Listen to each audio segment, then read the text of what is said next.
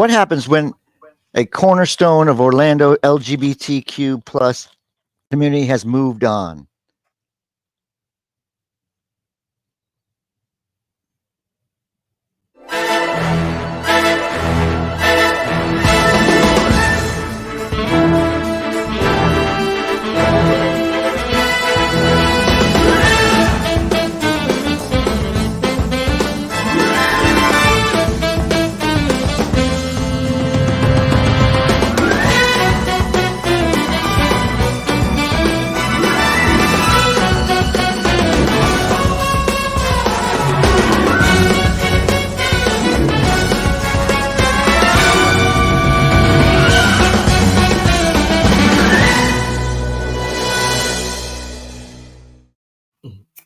I'm learning a whole lot of things now. So, welcome to another episode of You Can't Make This Shit Up. Your host, David Washington, Joel Hoxley. And like I said, I'm learning so much about our community. And so let me kind of preface this for our audience. After nearly 2 decades of serving the community, the iconic LGBTQIA owned restaurant Hamburger Mary's in downtown Orlando is closing its doors. Owner John Paonessa announced that the last day of operations at the Church Street location will be on Sunday, June 2nd, citing a decline in evening business and changes in the downtown area. Other businesses echo similar sentiments about the changing downtown business environment, increased violence, homelessness, and parking difficulties. Despite the closure, Hamburger Mary's plans to reopen at a new location yet to be determined. This is very disappointing, and David, I know you'll lead us in this discussion, but Yes. I just wonder if the metal detector is just not enough to keep them downtown. The fucked up thing about this is the fact that this is man-made, and what I'm saying is this is an effort. I think a concentrated effort from the news that I've been watching and just the insider information that I'm aware of. This is a concerted effort to uh, reimagine downtown for as what where it has it more upscale restaurants, cafes, eating establishments, drinking establishments, stores. Something that should have occurred a long time ago, but with so much focus on the theme parks and everything outside of Orlando City proper, particularly downtown, you're seeing businesses say, we're done with you. It's a great downtown. However, it's a ghost town. I mean, not literally, but when I drive through downtown or when I walk through downtown, I'm used to coming from Chicago. I'm used to the hustle and bustle of a big city and everything. But downtown Orlando has some very nice buildings and locations. However, with the different ordinances that have been put in place in regards to nightlife, a curfew, parking restrictions. Um, I don't get it. And this gives more incentive for more neighborhood venues, eateries, entertainment locations. And I'm all for that. Where I live, we have a nice, you know, city center, neighborhood center, with nice restaurants, award-winning restaurants, a park, a lakefront, So so so so and, so so and let's it's so walkable let's too. so let's break that down. So anybody familiar with Baltimore would know that Baltimore was having a lot of, trouble in they decided that they were going to take and do the inner harbor. So they did a lot of work. They brought, Camden Yards. They took a old train station and they did, you know, redid that whole section. I mean, it's gorgeous, it's walkable, it's safer than most parts of the city. They brought the, you can now go to the aquarium, and if you've ever been to Baltimore, you've seen that resurrection of that area.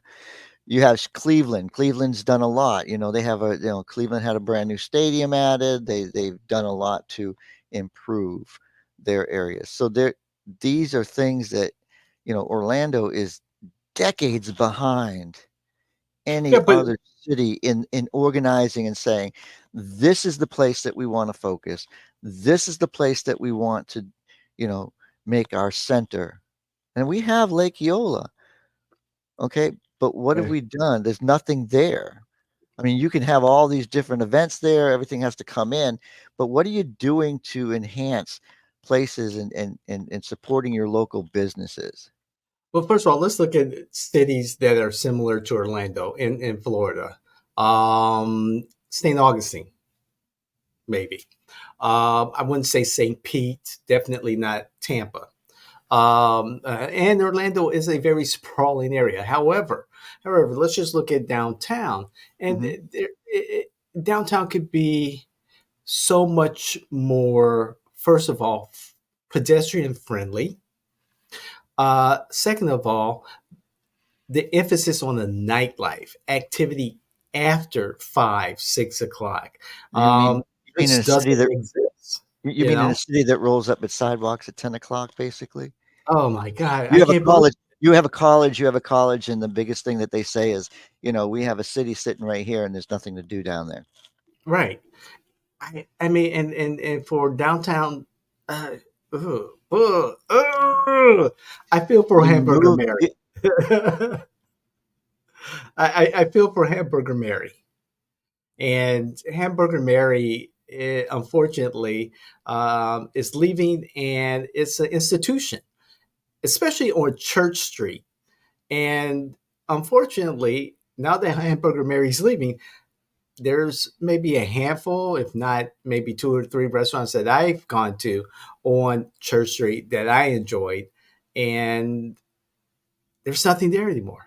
This is supposed to be historic Church Street, and I don't know what the long term thinking is for Orlando City Council. Looks like we lost Joel. However, I know we could do better. I know that we can do better. Um, and it would be nice if there was a vision, 2050 for downtown Orlando. Make it more pedestrian friendly. Encourage high end or medium, you know, um, retail establishments.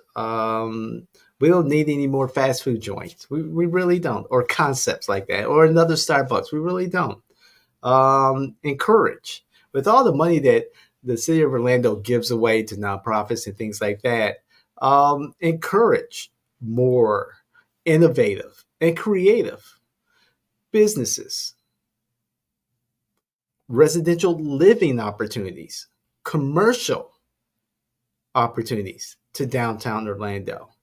I've looked at many spaces down there, and one of the problems that I have with downtown Orlando is the parking.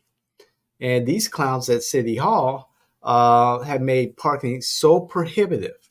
I just recently, just off of downtown proper, I parked in Creative Village. And the parking was like 1 hour, and the maximum was like 2 or 3 hours. And, I paid my money on time for more than the maximum.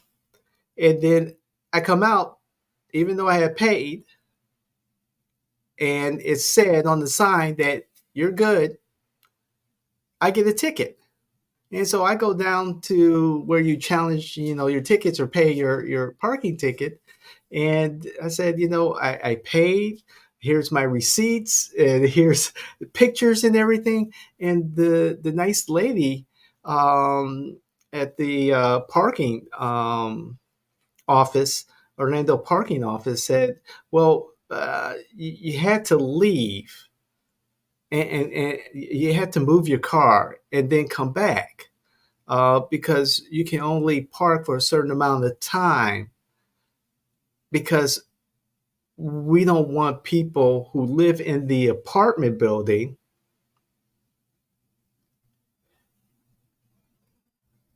parking on the street and just paying the meter over and over and over again.